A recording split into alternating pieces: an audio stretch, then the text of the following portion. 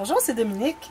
Je suis en train de travailler sur un gros projet. Au moment où je vous parle, je commence tout juste, puis je ne sais pas si ça va être réussi, mais bon. En attendant, ça ne m'empêche pas de faire des petits tutos pour vous expliquer quelques petites techniques.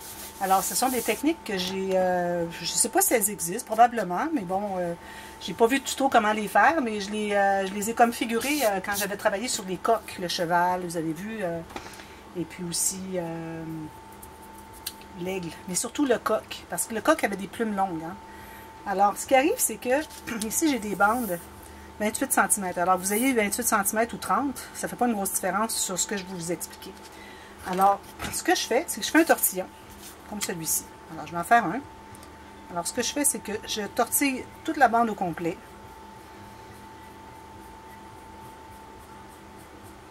Ceci. Là, je la laisse dérouler. Alors là, comme vous voyez, le maximum qu'elle a déroulé, c'est ça. Alors, si moi, je décide de coller où est-ce qu'elle a déroulé, ça me fait une bande juste large comme ceci. Mais si je veux avoir une bande vraiment plus large, ce que je fais, c'est que quand je prends mon tortillon comme ceci, alors je mets de la colle sur l'endroit où est-ce que je vais le coller, comme ceci, tout juste sur la pointe.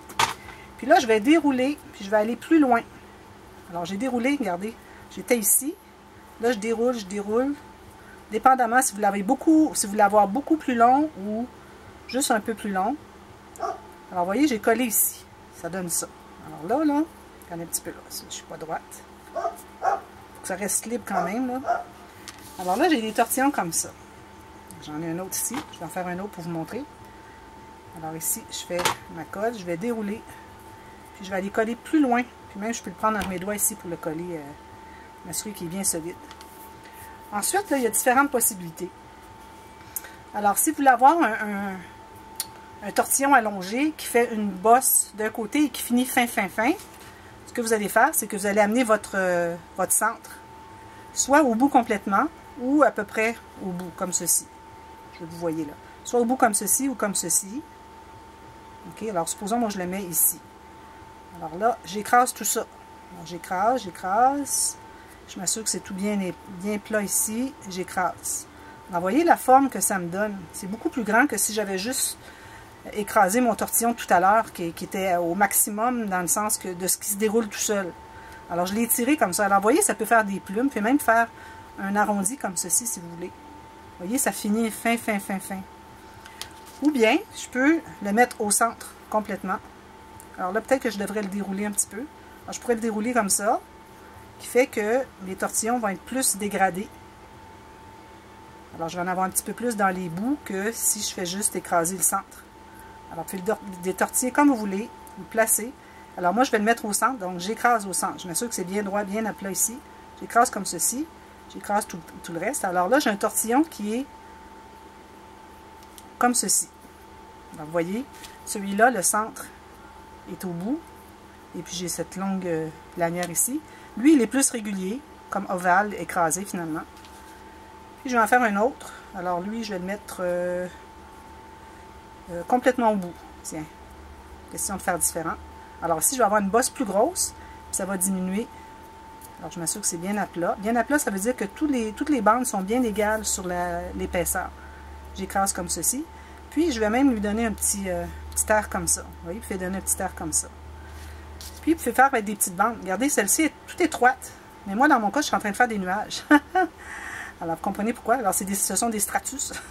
Alors, même des fins comme ça, ça va. C'est pas un problème. Quelle que soit l'épaisseur. Surtout si vous faites du 3D, si vous ajoutez une épaisseur sur le dessus, comme j'avais fait pour les plumes du coq. Alors, le coq, si vous voulez le voir, finalement, c'est sur ma page Facebook, vous allez le voir. Alors, c'est création avec un S, Scrap Dominique. Alors, je laisse dérouler. Lui, il est petit. Alors, je peux le laisser comme tel quel, ou encore lui aussi, le laisser peut-être un petit peu dérouler plus. Excusez, le chien du côté du voisin, il veut jouer. C'est un bébé. Il jappe gros, mais c'est un bébé quand même. Il va être gros quand il va être grand. Voilà. Alors, lui aussi, je peux faire la même chose. Si je veux faire des petits ajouts tout petits. Alors là, moi, je pourrais coller celui-ci comme ceci. Ensuite, celui-ci comme ceci. Puis quand je les colle, je mets la colle, puis j'écrase. Alors, ce que je vais faire, c'est que je vais tirer mon... Alors, je suis en train de faire le... Je ne sais pas si vous allez pouvoir voir le ciel, comme ça. Parfait. Je vais aller ici sur le côté. Alors lui ici, là, j'ajoute un peu de nuage ici. Je vais enlever ça pour que vous voyez mieux. Voilà. Alors là, moi, je mets ma colle tout le long dessous. Alors, je décide qu'est-ce que je vais avoir comme position. Là, je vais dessous. Alors, je mets ma colle partout ici. Un petit peu sur chaque petit papier, comme vous voyez, juste un petit peu. Puis, vous pouvez même enlever les excès de colle avec les gouttes comme ça avec vos doigts. Et puis là, je vais aller l'installer. Alors, je pense que je vais laisser un petit trou, moi, dans le nuage. Alors, je vais le coller ici. Puis, je vais l'écraser dans mes doigts. Puis, je vais presser en même temps. Vous voyez, ça fait cette bande ici. Là, si je vois que j'ai de la colle sur mon travail, je prends le bout de mon outil à quilling. Je l'enlève comme ça. Alors là, ici, j'en ai un qui est au centre. Je fais la même chose. Je mets la colle dessous.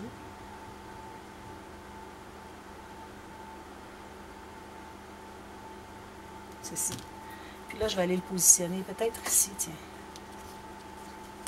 Alors, je l'écrase dans mes doigts pendant que je presse sur le travail.